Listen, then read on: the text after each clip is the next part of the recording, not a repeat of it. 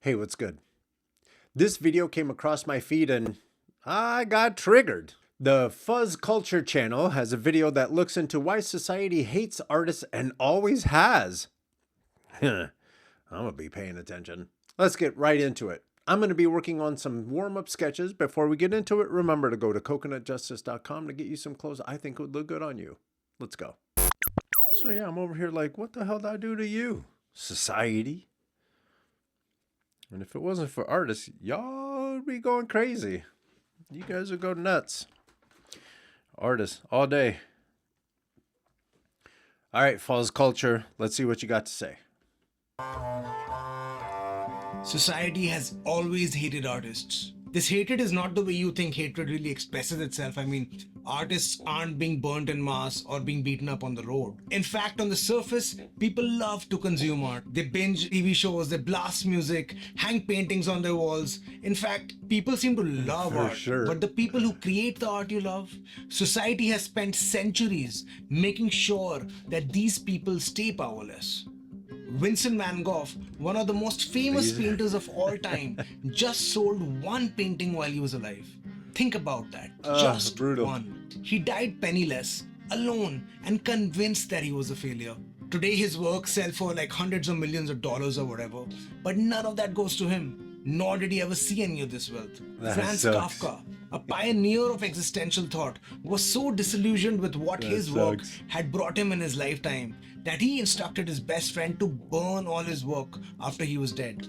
His friend disobeyed him, That's it. and Get Kafka rid went of on all to of become it. one of the most celebrated thinkers and writers of the 20th century. And even when artists do succeed in their lifetimes, they're often met with hostility. Nina Simone, one of the greatest musicians of the 20th century, was blacklisted by the US government for her work in civil rights activism. She was monitored by the FBI, driven into exile, and spent years struggling financially despite her massive influence. This isn't Artists be making movies and music and all kinds of stuff, snitching on these bad folks, the greedy, folks that take and they take and they take, or they have money but no creativity. And so they'll just go and like buy up stuff and try to fill this emptiness with other people's work. all bad luck. It is a pattern, and this is a pattern that's been repeating for a long time. And let me show this to you in this video. 1. History repeats itself. Throughout history, artists have always been controlled by the powerful. During the Renaissance, the only way to survive being an artist was by getting a patron. I'm gonna make him an offer he can't refuse. A king, a noble, or the church. These That days meant you your get a creativity Patreon. or your output wasn't totally yours. Michelangelo didn't paint the Sistine Chapel because he wanted to. The Pope wanted him to paint it. Leonardo he da got Vinci, hired. one of the greatest artists of all time, spent Paint costs most of his money. time designing war machines. Not because he loved destruction, but because he needed the money from the Duke of Milan. His genius was at the mercy of those who funded him. Fast forward to the 19th century and we had Romanticism and the idea of the starving artist. The belief that suffering is necessary for great horseshit. art. That if you really love what you do, you should be willing to suffer for it. But in a way, this was never a romantic idea. It was just a way to justify underpaying the artist who lived in that time period. All Yeah. under the guise of Romanticism. Let's go over some more. And to add to that, like folks that don't understand the process of creating something, they don't understand why it takes longer. They don't understand. I mean, they do, but they know why. But they just have you convinced. They play dumb, so then that way you come down on your prices. And this channel, you're not going to hear that. This channel, you're going to hear get what you are worth. Communicate with other artists to see what they're charging so you don't ruin it for yourself and eventually everyone else. Baudelaire, one of the most influential poets of all time, dies in poverty. Edgar Allan Poe, the father of modern horror, lived in financial ruin his entire life. Even Frida Kahlo, now considered a feminist icon, spent much of her career struggling to be taken seriously. Well, yeah, but I think, wasn't it that I don't want to take away from Frida and everything that she's accomplished, but I do believe she came from either her parents had money and therefore she was able to spend more time creating art, or she got married to a guy that had a bunch of money. Not taking anything away from her talents and everything that she accomplished. There's some artists that they did get the hookup from somewhere else. Why, but this mindset exists solely for artists and creative thinkers. No one tells doctors to work for exposure, you'll be laughed out of the room. No one tells engineers that their passion should be the reward for their Yeah. work. But to make suffering a part of someone's identity is pretty unique to artists and intellectuals, and is something that most of us have imbibed and maybe even embody. That without pain, there is no success. Why, I want to ask? Why do you, the customer, value the most poignant works of art as almost being valueless? And why do you, as a creator of it, they're accept trying that to pain get it is a for part of the cheap. process? It's a sadistic relationship, I think, that society has with its thinkers. This myth keeps artists desperate, and desperate people are easy people to exploit. This is why an artist willing to sign away work which is Yeah. potentially worth millions for pennies is a patron or an investor's dream. Infinite value Right. for minimal investment. And if you thought Right. this would have ended a while ago, the 20th century arrived. Corporates took over the places of kings and emperors. Hollywood locked Yeah. actors into brutal contracts. For example, And take a look at how many special effects companies have worked on, specifically, take a look at Life of Pi. That movie was winning awards as the special effects house was slowly but surely going out of business and out of existence. Judy Garland, while working on The Wizard of Oz, was made to take amphetamine so that she could keep working insane hours. Record God, labels have dog. always taken majority of the royalties while the artist keeps scraps, and it's basically a chokehold whether you listen to them or you're faced with failure. Prince had to change his name to a symbol just so that he could get fair compensation. Painters were told that their work had no value unless a gallery owner decided otherwise. Jean-Michel Basquiat, one of the greats of our time, whose paintings now sell for over $100 million, was seen as a street kid and never respected while he was alive.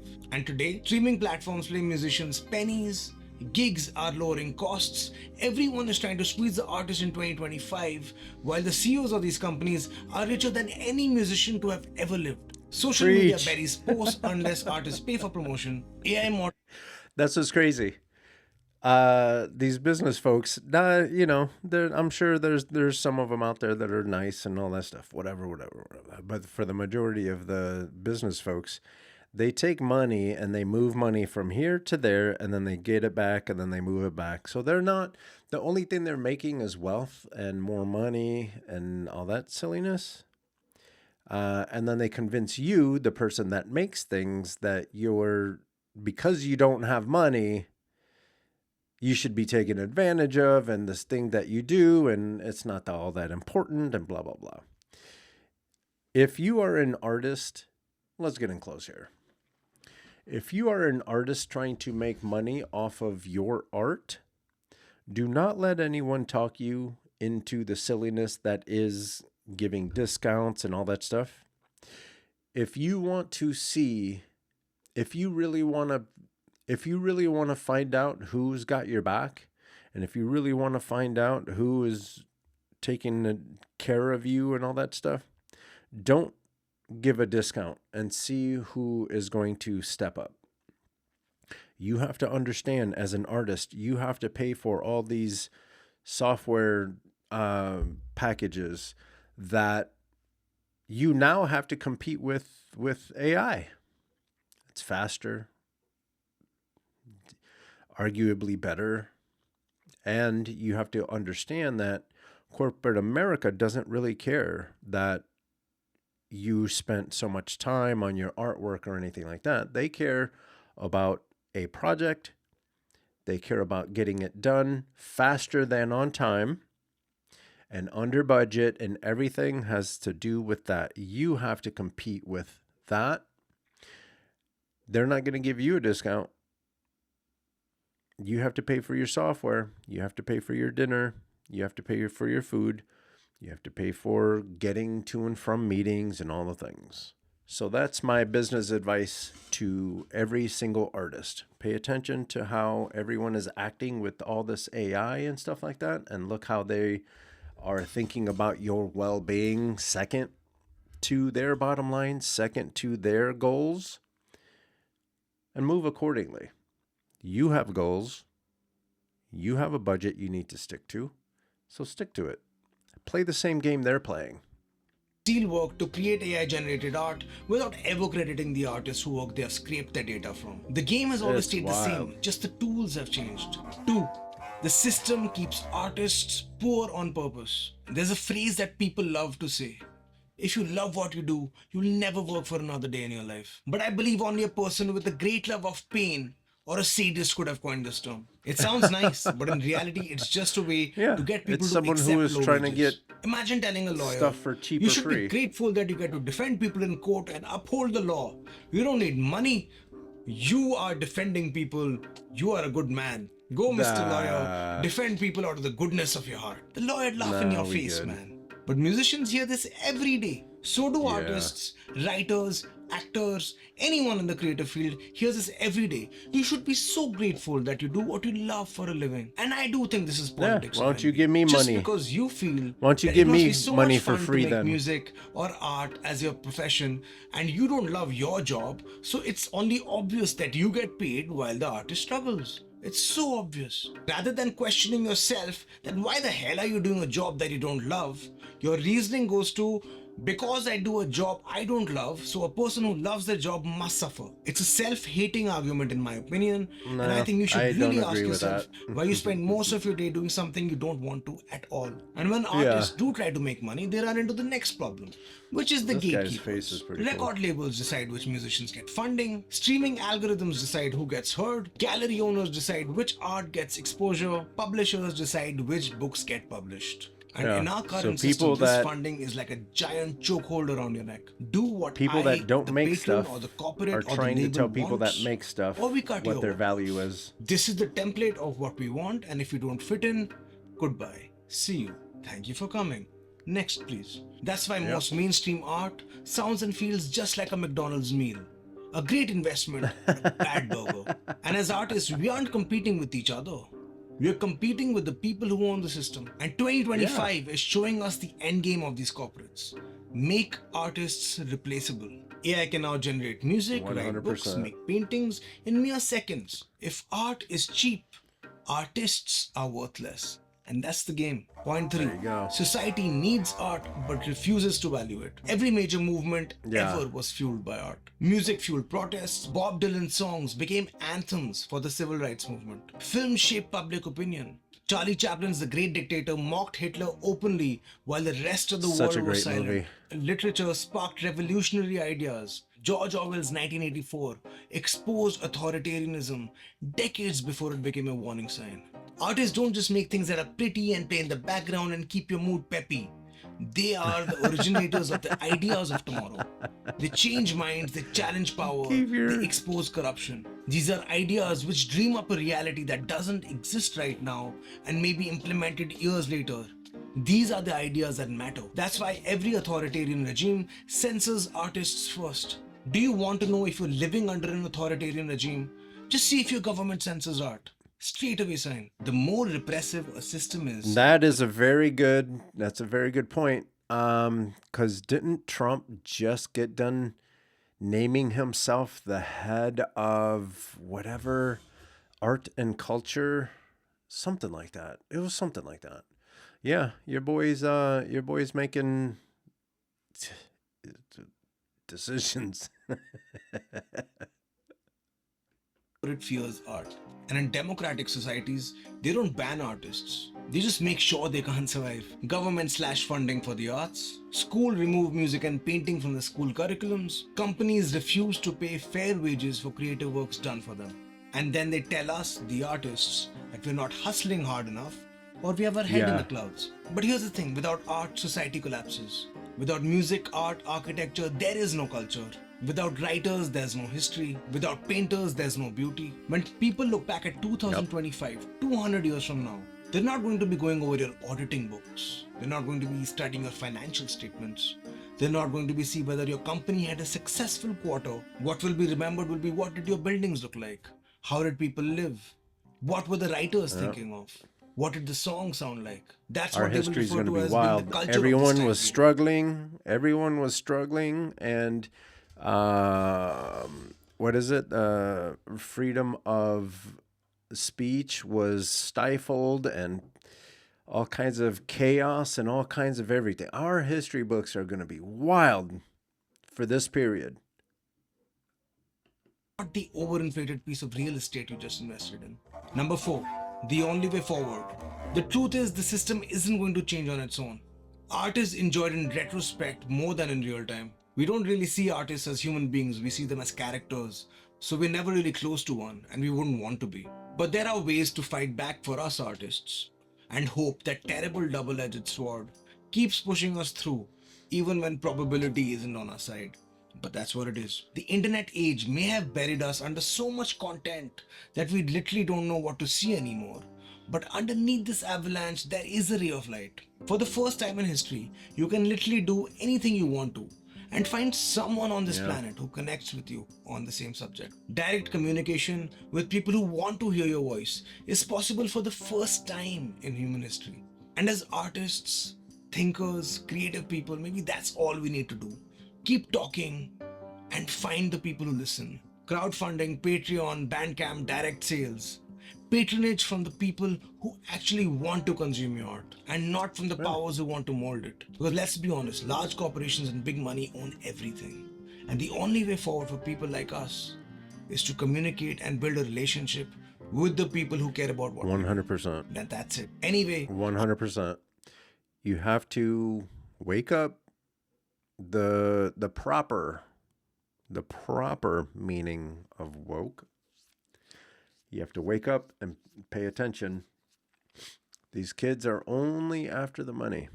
They don't care how you are doing.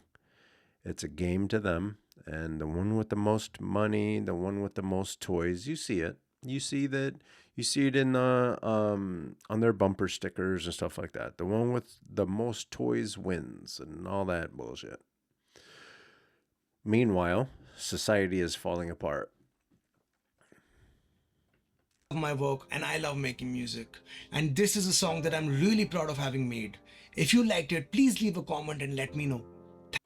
So yeah, it's interesting to see because the whole starving artist thing, I never did understand that.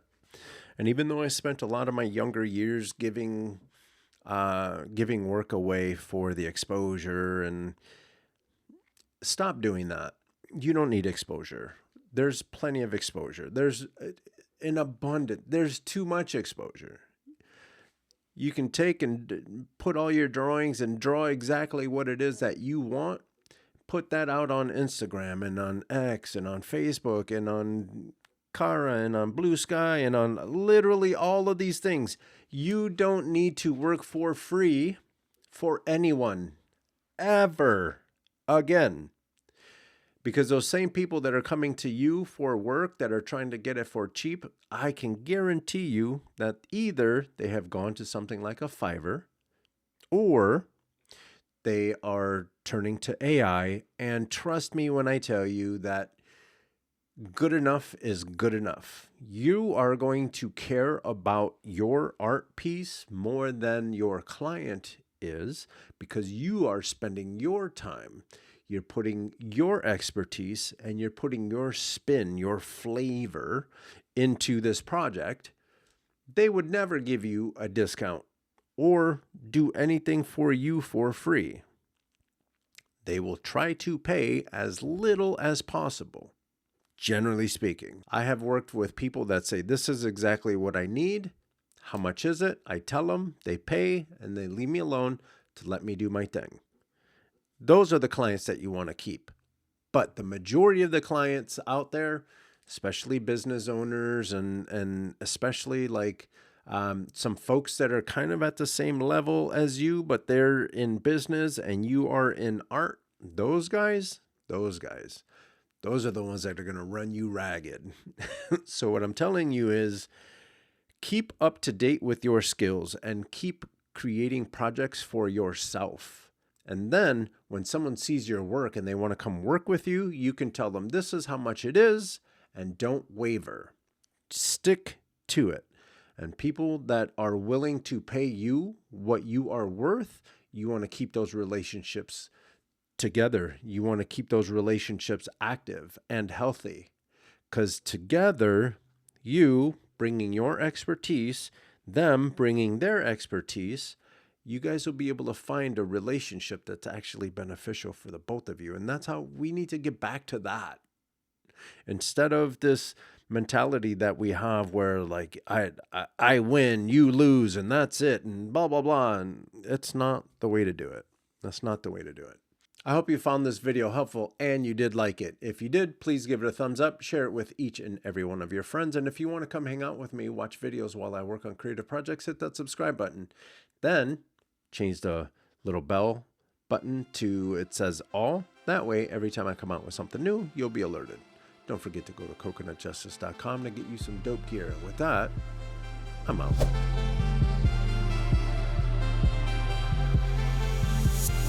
Coconut Justice.